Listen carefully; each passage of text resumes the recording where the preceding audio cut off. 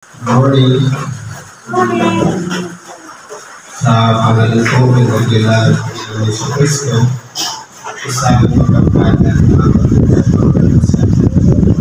Ngayon po, alito tayo sa ikalawang kung saan ating po pinatalakay ang salita ng Diyos na nakabasa sa banal na kasulatan at ito'y bibigyan natin ng buhay upang siya'y magamit natin at maiugnay sa ating pang-araw-araw na pamumuhay. Pero po dito isang aralin, sabi po sa Ebanghelyo ni San Marcos, sa Kapitulo 4, versikulo 30 hanggang 41.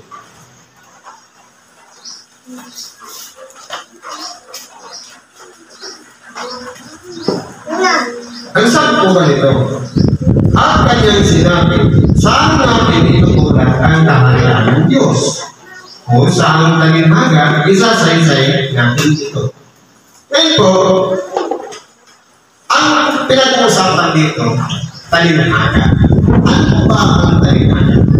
Ang talinhaga ay idinadaan niya sa parang kwento in reality of life, sa tunay na buhay.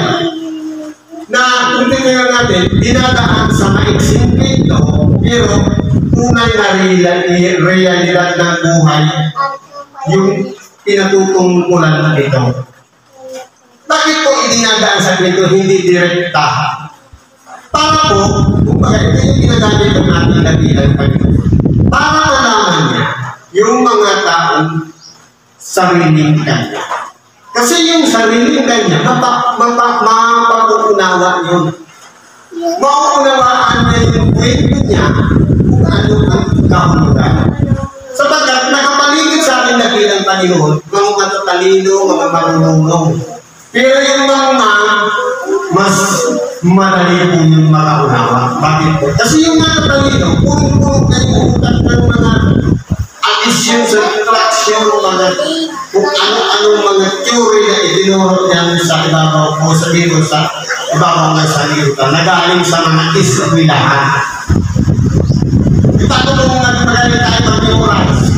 Lahat ng may ontology, sociology, biology, psychology, ano ba?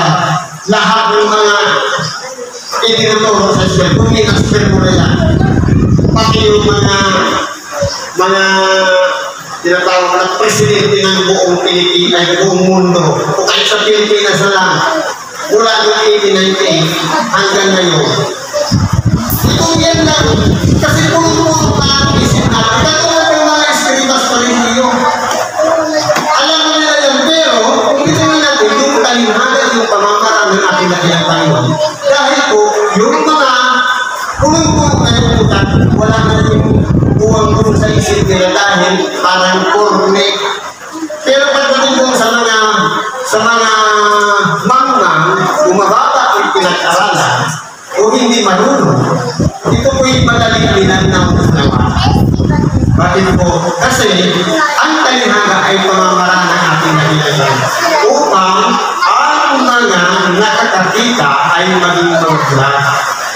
Ang mga nakakarinig ay maging manatinig at ang nakapagsasalita ay maging manatinig.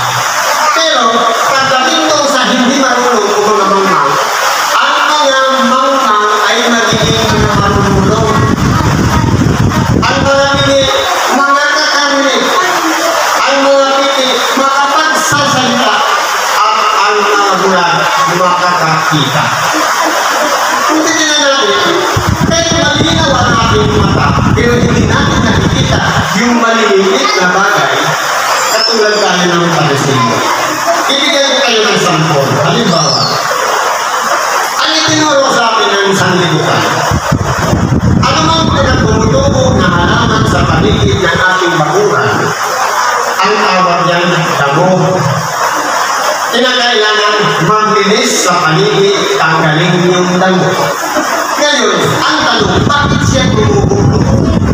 Hindi pala natin alam. Na kapag pinansin natin, Diyos pala ang gumawa para patuloyin Bakit may tumubo kaya ng pansit-pansitan? Para saan kaya yun? Hindi natin alam. Na kaya pala pinatubo yun ng Diyos dahil mayroong tao na nasa loob ng bahay, tataas yung asin. Bakit pinatubo niya naman yung sampasampalutan? Dahil mayroon yan na magkakaroon ng infection sa kidney.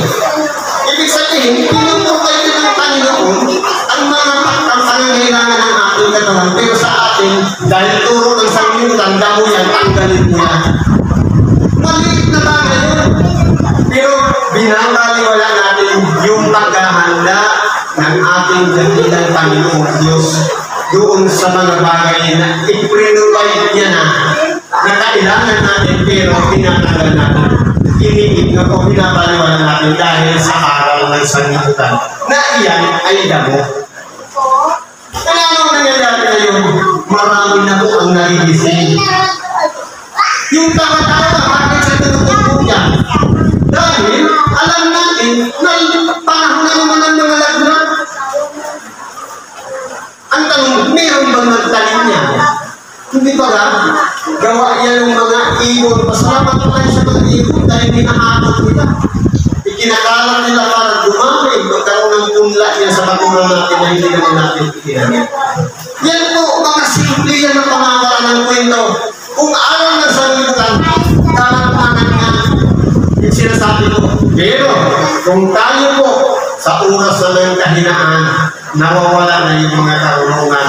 Pag nalagay tayo sa katulad ng isang mamang, mapag-iisip-isip natin ay uungahan talaga dito. Diba yun ang totoo? Pero, pinapaliwala na dahil na-brainwash na tayo ng araw ng sanglibutan. Pero, yung halimbawa, yung ginawa ng Diyos na i-provide sa pangangailangan natin, hindi natin napansin yun. Pansinin natin yung mga maliliit na bagay na ginawa ng Diyos sa atin. Ang nangyari, may tumubog na napansin-pansitan na, ibinabahagi naman sa iba. Bakit hindi mo i-preserve? Kailangan mo lang. Kaya nga yan sa nakuran mo pinatubog ng Diyos. Hindi na importante. Talimhagan mo yan. Pagkarali natin. Anong sabi dito?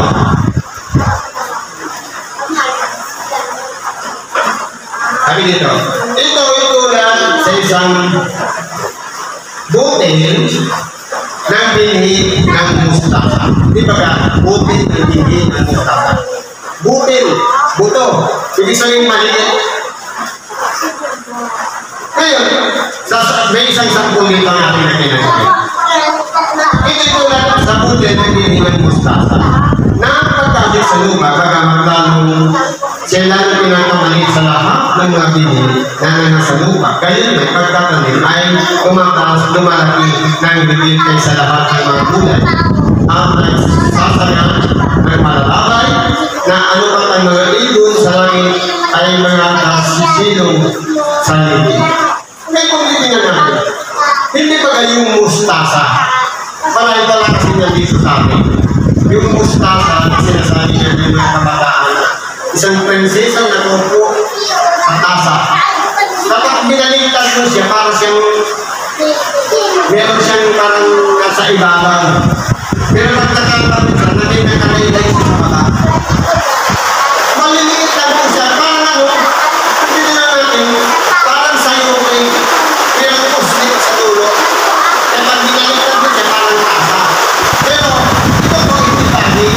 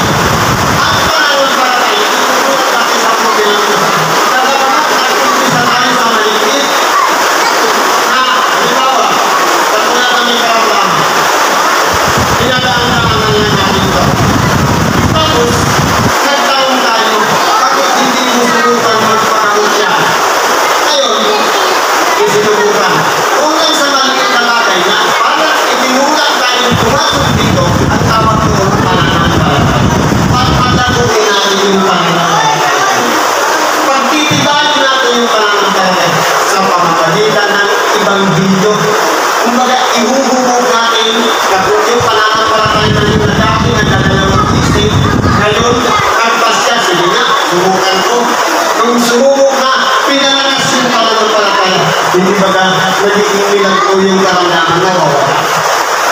Totoo po yan. Dahil ang karamdaman ay gawa ng mga espiritong mababa. Espiritu ng karamdaman nalalagay sa ating katawan para kahirapan tayo. Ngayon, anong gagawin ng dating dakilang Panginoon? Papangaralan tayo ng ibang video hanggang sa masisimantano at magbalik loob sa Diyos. Ngayon, kapag nagsisina, ang espiritu mababa o espiritu ng karamdaman nalayas yan. Siyempre, nagiging nalinis na. Ang mga nakakadan, sabi natin yung espiritu, hihingi tayo ng isang sinalbal, ang espiritu santo, para hindi na tayo makalaban. Kung magkasalan ulit, ay sa gano'n, hindi na tayo makakaban. Kaya po, dito, sa pinapagaling ng ating naging sabi na, lakad, magaling ka na, huwag ka nang makasala. Yan ang huwag nila natin nabilang. Kaya sa akin po, kapag nagpisa tayo sa maliit sa pananampalataya ko natin ang masalaki. Masalamat tayo sa Diyos dahil binuksan niya ang ating kaisipan at naunawaan natin. Na napakahalaga pala ng biyaya ng Diyos mula sa isang maliit na bagay tayo natin kalahin. Ang mahalaga yan, yung buti nagkaroon ng ugat sa ating katawan, sa ating pagkatao. Yung aral, kapag papalagay natin, pakugatin natin hanggang sa magdaho, mag-usbong, masanang, hanggang sa tayo gagamitin na rin ng Diyos para ipangaral ang mabuting balita sa lahat ng mga tao na nakapaligid sa atin. Hanggang sa ikayat na rin tayo na halimbawa, nakikita natin na hihirapan sa karamdaman. Bakit hindi mo rin subukan yan? Sabihin, may pambasa namin sa iba na dahil lang sa maliit na pananampalataya, kaya na natin i-share, diyan ako gumaling, gagaling ka rin yan. Kaya po yan, simpleng bagay lamang na halimbawa sa isang mustasa. Ano masabi dito? At hindi sila pinakausap kundi sa talinhaga, dapat ba sa kanyang sariling mga alagad ay bukod na ipinaliliwanag ang lahat ng mga balag. Kaya sabi nito, at sa pamamagitan ng maraming talinhaga ay sinasaysay na sa kanila ang salita-ayon sa makakaya ng kanilang ipakilit. Kaya po, yung ano po kasi yung mga alagad na ating talinhaga, hindi naman po kasi nakapagtapos po nakapag-aral. Imagine, ang ating dakilang Panginoon, ang gawain niya, anak siya ng karpintero o aliwagi, panday. Kumbaga, ang hawak-hawak niya, pagpilira. Pero yung kanyang piniling mga alagad, maninista ang dikit kanilang bakit kung paano mamimway, kung paano maglangkap ng iska.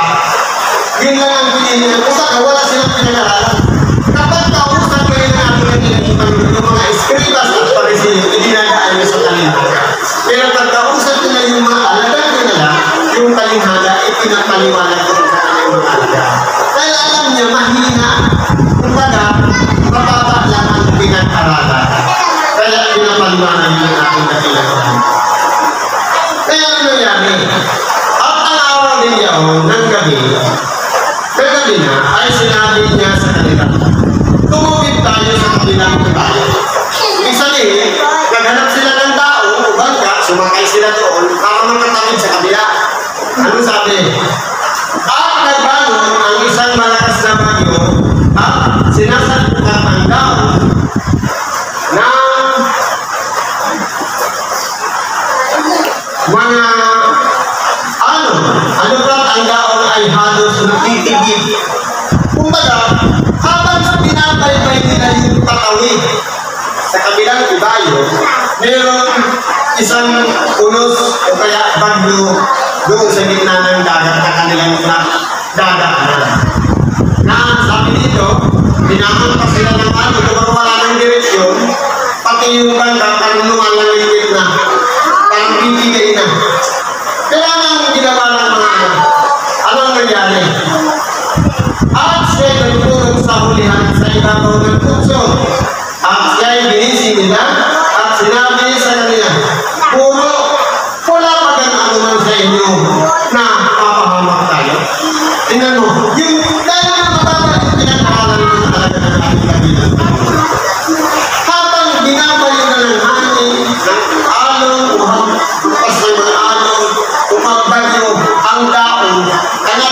dakilang Panginoon, natutulog. Nagmula sa dulo, sa ibabaw ng puso. Ngayon, yung mga alaga niya, takot na takot na. Kung ginising niya lang natin na siya ngayon, baliwala lang ba sa iyo yan? Mapapahamak na tayo. Pero ang sinabi ng mga alaga sa ating dakilang Panginoon, ano ang ginawa ng ating dakilang Panginoon? At gumising siya at sinaway ang hangin at sinabi sa lahat, pumayapa ka, tumahimik ka at tumipid ang hangin at pumusay ng totoo ang panahon. Ngayon po, saan natin inuulat tayong mga tao na natatakot sa bagyo? Dito katulad din ng mga alagad ng ating dakilang na mahihina ang noo.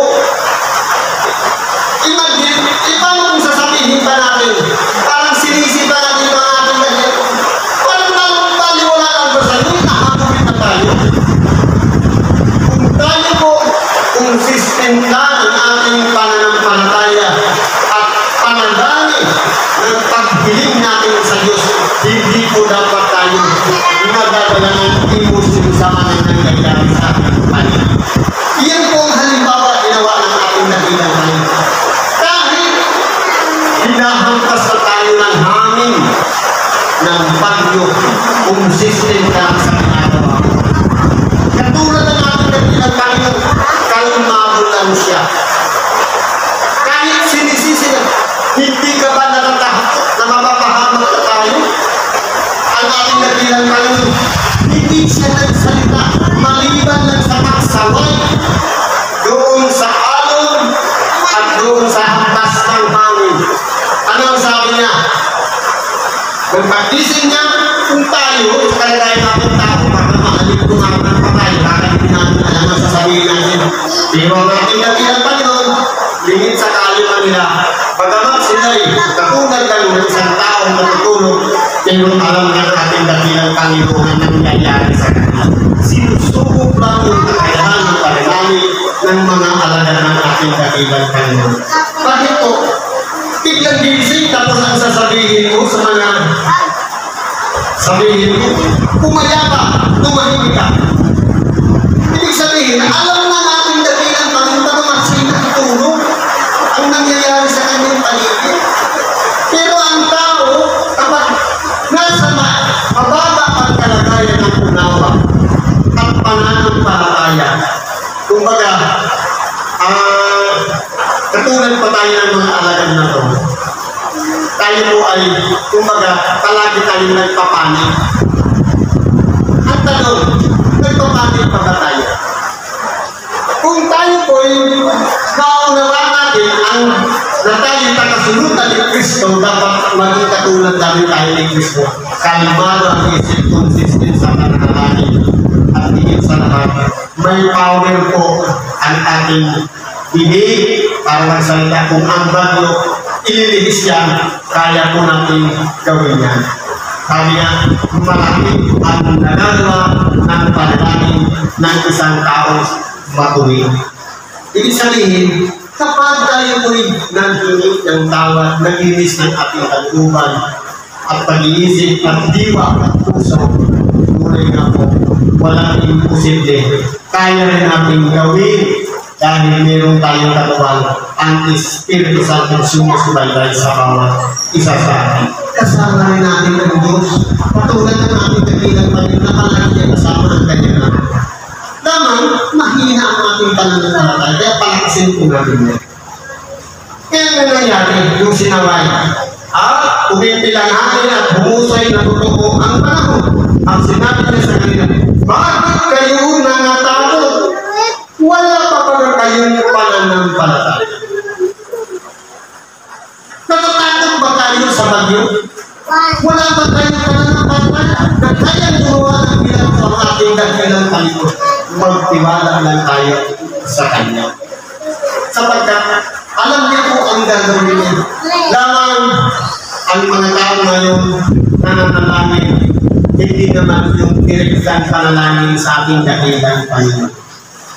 Meron iniikot na Divino ko. Pwede ba yun? Nakalunod ko ba yun sa Diyos? Mayroong mga nagdurusan, nakalunod ba yun sa Diyos? Isa lang ang tinuturo dito ng ating dakilang Panginoon.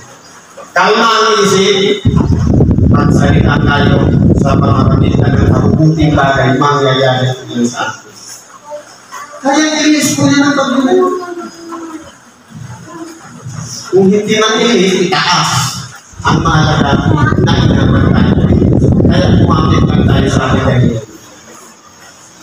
Kaya sabi ito, at sila'y nangatakot na lupa, at sila'y nagsasabihan, sino nga ito na pati ang hangin at ang dagat ay pumapaliman sa kanya? Ngayon nagtanong lang natin ngayon, sino ba itong tao na nakasama nila?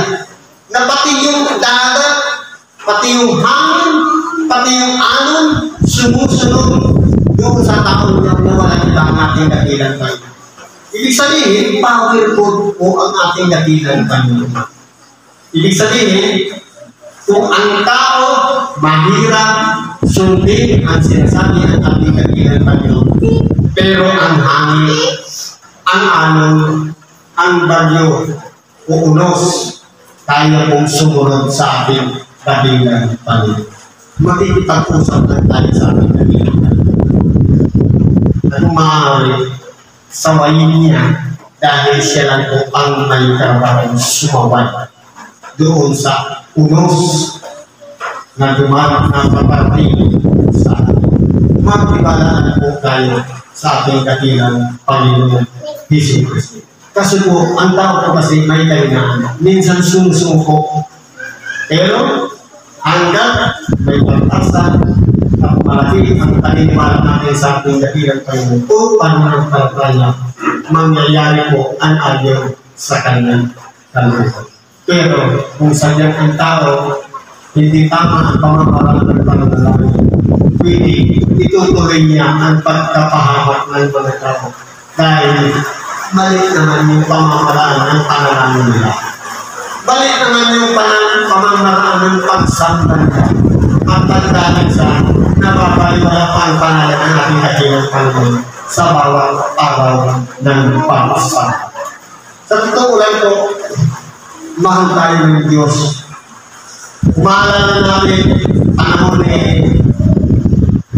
Lord, nag-iusap si Abraham na kahit mayroon man lang ng matuwid doon sa lugar namin ng lugar na yun, Sodoma at Gomorra ay hindi niya bubunawi. Dahil nasukunan niya yung pamilya ni Lot, pati yung kanyang dalawang anak na babae at yung asawa niya, kaya itinakas ka ngayon. Pero naligtas si Lot at yung dalawa niyang anak na babae, pero yung kanyang asawa, na-alarma nung may sumabong nakita niya, lumingin siya at siya'y nalingin tayo ng pasal. Ano pong ibig sabihin yun? Kung tayo po ay may malakas na pananalig, susunod po tayo sa kalooban ng Diyos katulad nito. Hindi dapat tayo maging katulad ng kasama nito na nag-aalala sa mga kaka-aral natin. Ang pag-uusan na natin, iligtas natin ang buhay natin, ang nag-iisa natin kaluluwa. At hindi ang mga kagamitan na iyan ay makukuha lang bumabalik na yan. Kapag pinaglilipat lang yan, nariyan lang yan sa paligid, kaya huwag tayong matakot. Kumalma lang tayo, magtiwala tayo sa Diyos, marami tayo sa Panginoon sa Kristo, at mag-ilis tayo ng larutan para malaki ang koneksyon natin sa Kanya. Dahil na si Kristo sa isang taong mabuti. Siguro yung lang pag-ibagi natin salamat sa Diyos at ang natin karaniyan, kaibigan, pinulog natin sa Kanya. Ipagkatiwala natin. Palagaling sa pangalan ng Kristo. Salamat. Magandang tanghali sa bawat isa.